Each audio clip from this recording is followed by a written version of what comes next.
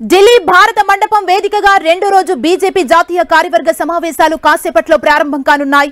విపక్ష కూటమి టార్గెట్ గా ఇవాల్టి సమావేశాలు కొనసాగనున్నాయి. కేంద్ర హోంమంత్రి అమిత్ షా కాంగ్రెస్ ఇండియా కూటమి నిరాశ రాజకీయాలు అనే పేరుతో తీర్మానం ప్రవేశపెట్టనున్నారు. కాంగ్రెస్ సహా ప్రతిపక్ష పార్టీలను టార్గెట్ చేస్తూ అమిత్ షా ప్రసంగించనున్నారు. పలు రాష్ట్రాల్లో విపక్ష నేతల వైఖరిని అమిత్ షా ఈ వేదికపై ప్రస్తావించనున్నారు. ఇక మధ్యాహ్నం 2 గంటలకు ప్రధాని మోదీ కీలక ప్రసంగం చేయనున్నారు. లోక్సభ ఎన్నికలే లక్ష్యంగా బీజేపీ నాయకులకు ప్రధాని మోదీ దిశానిర్దేశం చేయనున్నారు. దేశ ప్రజలకిచ్చే సరికొత్త హామీలను కూడా మోదీ ఈ సమావేశాల్లో ప్రస్తావించే అవకాశం ఉంది. బీజేపీ ముందున్న సవాళ్లు, బాధ్యతలను మోదీ తన ప్రసంగంలో ప్రస్తావించనున్నారు. ఢిల్లీ భారత మండపం వేదికగా రెండో రోజు బీజేపీ జాతీయ కార్యవర్గ సమావేశాలు కాసేపట్లో ప్రారంభం కానున్నాయి. ఇదే అంశానికి సంబంధించి మరింత సమాచారం మా ప్రతినిధి గోపి అందిస్తారు. గోపి,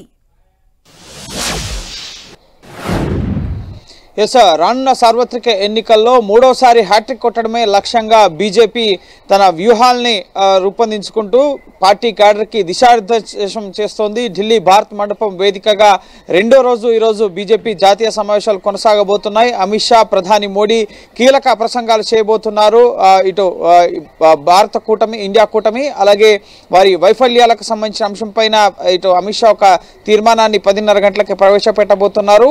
కాంగ్రెస్ సహా ఇతర విపక్షాలు ఏ విధంగా వ్యవహరిస్తున్నాయి, ముఖ్యంగా దేశ ప్రయోజనాలకు వ్యతిరేకంగా ఏ విధంగా వ్యవహరిస్తున్నాయి, పరస్పర విరుద్ధ కలయికలతో ఏ విధంగా రాజకీయాలకు పాల్పడుతున్నారు, పార్లమెంటును స్తంభింపచేయడం సహా ఏ విధంగా దేశ వ్యతిరేక విధానాలకు, ముఖ్యంగా తుక్డే గ్యాంగ్ అంటూ, అలాగే ఆయా రాష్ట్రాల్లో ముఖ్యంగా ఇటు కాంగ్రెస్ పార్టీ సహా తృణమూల్ కాంగ్రెస్, అలాగే డిఎంకే, సమాజ్వాదీ పార్టీ, ఈ విధంగా ఇండియా కూటమిలో ఉన్న కీలక పార్టీలను టార్గెట్గా చేసుకుని వారు ఏ విధంగా వ్యవహరిస్తున్నారు, ఇటీవల పార్లమెంట్ సమావేశాలను స్తంభింపచేయడం కానీ, రాజ్యసభ చైర్మన్ని కించపరచడం కానీ, అలాగే ఇటు పశ్చిమ బెంగాల్లో మహిళలపై జరుగుతున్న దాడులకు సంబంధించిన అంశం కానీ, రాహుల్ గాంధీ చేస్తున్న వ్యాఖ్యలకు సంబంధించి కానీ, నరేంద్ర మోదీని ఒక బీసీగా కించపరచడం కానీ, ఈ విధంగా అన్ని అంశాలను కూడా నిన్న వికసిత్ భారత్ అంశం పైన ఒక తీర్మానం చేస్తూ కార్యకర్తలంతా కూడా ఈసారి 370 స్థానాల్లో బీజేపీ విజయం సాధించడం, యువ ఓటర్లని అలాగే మహిళా ఓటర్లని ప్రసన్నం చేసుకోవడం సహా బీజేపీ 10 ఏళ్లలో ఏ విధంగా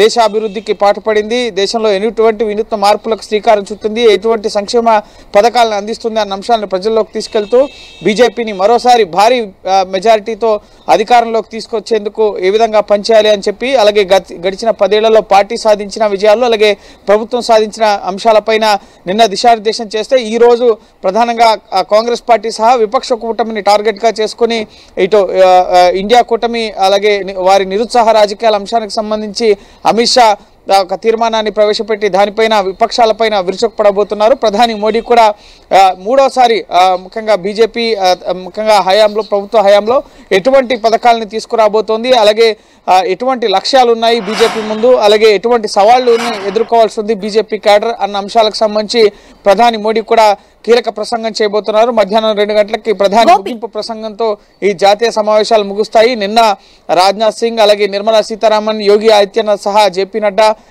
ఇటు వివిధ నేతలంతా కూడా నిన్న మాట్లాడడం జరిగింది వికసిత్ భారత్ అంశం పైన. సో ఈ రోజు రాజకీయ తీర్మానం నిన్న ముగిసింది. ఈ రోజు విపక్షాల టార్గెట్ గా తీర్మానంతో పాటుగా భవిష్యత్ లక్ష్యాలకు సంబంధించి ఇటు అమిత్ షా అలాగే ప్రధాని మోడీ పార్టీ క్యాడర్ కి ఇటు దిశానిర్దేశం అయితే చేయబోతున్నారు. సో ఓవరాల్ గా ఈ రోజు ప్రత్యర్థి రాజకీయ పార్టీలని టార్గెట్ చేసుకునే బీజేపీ జాతీయ సమావేశంలో కీలక నిర్ణయాలనే ఉండబోతున్నాయి. ఏ విధంగా ఆ పార్టీలను ఎదుర్కోవాలి, ఏ విధంగా వారి వైఫల్యాలను ప్రజల్లోకి తీసుకెళ్లాలి అన్న అంశంపైనే ప్రధానంగా బీజేపీ దృష్టి సారించడం జరిగింది.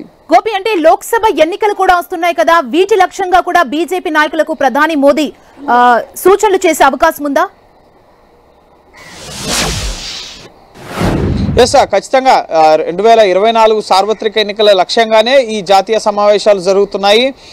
ఈసారి 370కి పైగా స్థానాల్లో సొంతగా బీజేపీ విజయం సాధించాలన్న లక్ష్యాన్ని నిర్దేశించుకున్న పరిస్థితి. అలాగే ఇటు ఎన్డీఏ కూటమితో కలిసి 400కి పైగా స్థానాల్లో విజయం సాధించాలని చెప్పి టార్గెట్గా పెట్టుకుంది. అందులో భాగంగానే మోడీ మళ్ళీ అధికారంలోకి వస్తే కొత్తగా ఇచ్చే హామీలు ఏంటి అన్న అంశానికి సంబంధించి కూడా ప్రధాని మోడీ ప్రస్తావించే అవకాశం ఉంది. అలాగే సరికొత్త హామీలకు సంబంధించి ఇటు ప్రస్తుతం ఢిల్లీ చలో ఆందోళనలో ఆందోళనలతో ఇటు పంజాబ్ హర్యానా సరిహద్దుల్లో రైతులు ఆందోళన చేస్తున్నారు. సో వారితో ఈరోజు 4వ రోజు చర్చలు జరగబోతున్నాయి కేంద్ర మంత్రులు సాయంత్రం 6 గంటలకి చండీగఢ్లో. సో ఈ సందర్భంగా ప్రధాని రైతుల ఆందోళన విరమింపజేసేందుకు ఏమన్నా హామీ ఇస్తారా బీజేపీ జాతీయ సమావేశాల వేదికగా? అలాగే ముఖ్యంగా కొన్ని పెండింగ్ అంశాలకు సంబంధించి ఇప్పటి వరకు తాము ఇచ్చిన హామీలన్నింటినీ కూడా మేనిఫెస్టోలో పొందుపరిచిన అన్ని హామీలని కూడా మేము నెరవేర్చామని చెప్పి బీజేపీ చేస్తోంది. అలాగే ఉద్యోగ కల్పనకు సంబంధించి, అలాగే ప్రాజెక్టులకు సంబంధించి మీరేం చేశారు, నల్లధనం వెనక్కి తీసుకు సంబంధించి మీరు ఇచ్చిన హామీలన్నీ నెరవేరాయా, వీటికి సంబంధించి కూడా మీరు సమాధానం చెప్పాలి మీ జాతీయ సమావేశాల సందర్భంగా అని చెప్పి విపక్షాలు ప్రశ్నిస్తున్న పరిస్థితి ఉంది. కాబట్టి సో ఖచ్చితంగా మోడీ కూడా మూడోసారి ముఖ్యంగా హ్యాట్రిక్ కొట్టేందుకు బీజేపీ ముందున్న సవాళ్ళు ఏంటి, అలాగే బీజేపీ ఎటువంటి వ్యూహాలతో ముందుకెళ్లాల్సి ఉంది, బీజేపీ క్యాడర్ ఏ విధంగా పనిచేయాల్సి ఉంది అన్న అంశాలకు సంబంధించి పార్టీ క్యాడర్కి దిశానిర్దేశం చేయబోతున్నారు.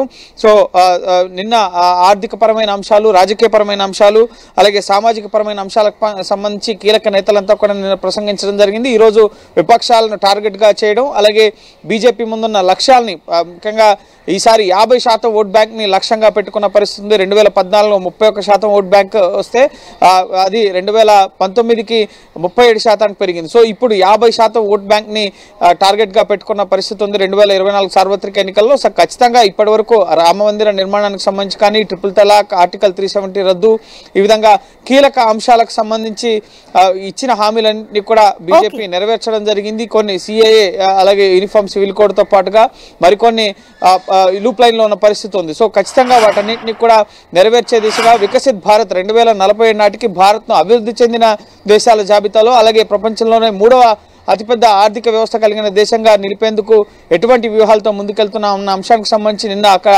భారత మండపంలో ఒక ఎగ్జిబిషన్ కూడా ఏర్పాటు చేసి ఏ విధంగా బీజేపీ ముందుకెళ్లబోతోంది, ఈ లక్ష్యాల సాధనకు బీజేపీ ఏ విధంగా పనిచేయబోతోంది బీజేపీ ప్రభుత్వం అనేది క్యాడర్కి వివరించడం జరిగింది. సో క్యాడర్ మండల స్థాయి పంచాయతీ లెవెల్ వరకు ఉన్న నాయకులంతా కూడా సుమారు 12,000 మంది నాయకులు ఈ జాతీయ సమావేశాల్లో పాల్గొంటున్నారు. సో జాతీయ నాయకత్వం ఇచ్చిన దిశానిర్దేశం ఆధారంగా ప్రజల్లోకి వెళ్ళి ముఖ్యంగా యువ ఓటర్లు, మహిళా ఓటర్లు సహా ప్రజానికానికి సామాజిక వర్గాల వారిగా వారందరికీ కూడా బీజేపీ ప్రభుత్వం ఏం చేస్తుందని వివరించి ఓటు బ్యాంకును పెంచుకునే లక్ష్యంగా అయితే ఈ జాతీయ సమావేశాలు నిర్వహిస్తుంది. సో మధ్యాహ్నం ప్రధాని మోడీ ప్రసంగం ఏ విధంగా ఉండబోతోంది, అలాగే ఎటువంటి అష్యూరెన్సెస్ ఇస్తారు, కొత్త హామీలు, అలాగే ఎటువంటి లక్ష్యాలను దిశానిర్దేశం చేస్తారనేది కూడా మనం వేచి చూడాలి. Thank you Gopi.